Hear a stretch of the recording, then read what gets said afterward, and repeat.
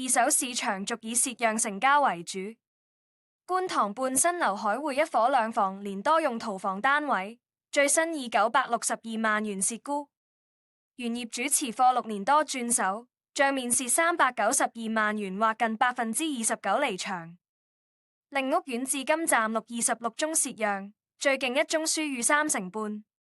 中原地產分區營業經理洪金興表示，是次成交為觀塘海匯3座極高層私室，實用面積597平方尺，屬兩房間隔連多用途房，擁梗廚，單位坐向東方，望開揚遠景。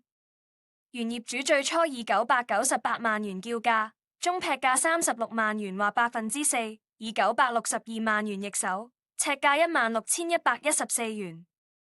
另據恒生網上銀行估價，上述單位估價為981萬元，即最新成交價較估價低19萬元或1.9%。據知，原業主於2019年4月以1353.9萬元買入單位，持貨6年多，現轉手賬面需蝕讓391.9萬元離場，單位期內貶值近29%。如連同上述成交，觀塘海匯年初至今共錄26宗二手蝕讓，蝕幅6%至36%。當中最勁一宗蝕讓為5座49樓 D 室，實用面積593平方尺，原業主在2019年以1473.7萬元買入，持貨6年轉手賬面蝕讓逾523萬元或近36%離場。